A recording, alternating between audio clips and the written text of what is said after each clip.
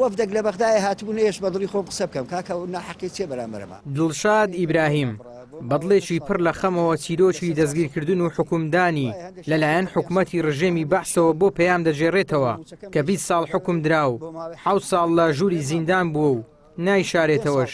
تەواو نیگەرانە لە حکومەتی ماوە بەسەرچووی هەرێم کە 4 ساڵە شایستە داراییەکانیان پێ نادات و دەڵێت تەنها ماوە لە بەغدا سکاڵایان لەسەر تۆمار بکەین.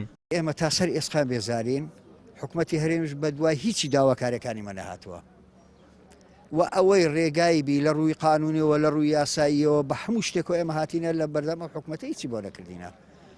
بە سەدان هەزار جار وتومانە بابەجیان بەغدا ئەو پرۆژە یاسای هەموار کردو ئێ هەموارکردنەوە فرێدەن نایکەن لە بۆمان هیچ جێ نەمایە تەنها ئەوەندە مایە کۆمەڵی خەڵک خڕبینەوە بچینە محکەمەی اتحادیە لە بەغدای شکایەت بکەین. لە هەموو دنیای گەڕان چاکسازیان کرد بەس لە نوخبەیەکی ماڵوێرانی وەک زیندانی سیاسی چاکسازی کرا ئەدی ئەو هەموو سێ موچە چار موچە ئێستا کە کێشەمان لە بۆ دروست دەکا گەڕان وەشی کەرەبابی هاتنە سەر ملوکاری ئەو داماوانەی کە ئەوەندە ساڵە لە زیندانە جا چما پێ نەکرامە لە زیندانە ڕوود نەکراینەوە بتڵمان لێ نەدرا وێران نەکراین کە ژنمان لە پێشمان ڕوود نەکراوە ئەوە پاداشەکە حکومەتی هەرێمی لە بۆ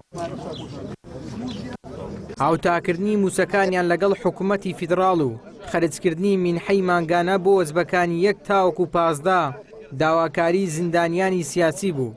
جێبەجێکردنی یاسای ژمارە 35 ساڵی 2013 حکوومەتی فیدرال بۆ هاوتاکردنی ماوەی یاسایی کە بۆ 25 ساڵانە. دوو هەڵوەشانەوەی نووسراوی ژمارە 1970 لە بەرواری 22 یەشی 2025 دەرچووە بۆ ئەوەی هەموو زیندانی کراوی و جیراوی سیاسی بگرێتەوە کە کۆدیان هەیە و پشتڕاست کراونەتەوە لەلایەن دادوەرەوە. سێ دووبارە بەستنەوەی منحەی ئەو زیندانیە سیاسیانەی کە بەناو 10 ساڵیان تەواو کردووە و درێژ بکرێتەوە بۆ 25 ساڵ.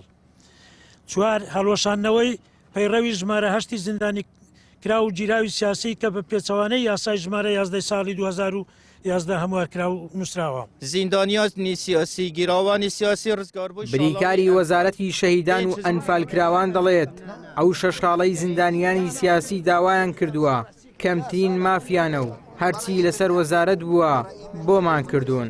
لە وزارەتی کاروباری شەهیدان و ئەنفالکراوان لەگەڵ هەموو ماف و امتیازاتێت کەس و کارێت زیندانیانی سیاسی گیراوانی سیاسی ڕزگاربووانی شاڵاوی ئەنفالین ئەو هەر 6 خاڵە کە ئەوان تەقدیمیان کردیەوە کێمترین مافیانە بەڕاستی مستحقن توێژێکە شەریحەکە زۆر قوربانی داوە ڕزگاربوونە لە شەهید بوون کێمترین مافیانە ئەو هەر 6 خاڵە بوو جێبەجێ بکەین.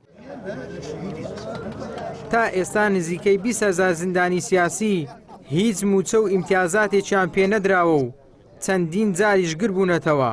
حکوومەتیش خەمسارد و بێباکە لە جێبەجێکردنی مافەکانیان. ئیبراهیم زیاد، کەناڵی ئاسمانی پەیام، هەولێر.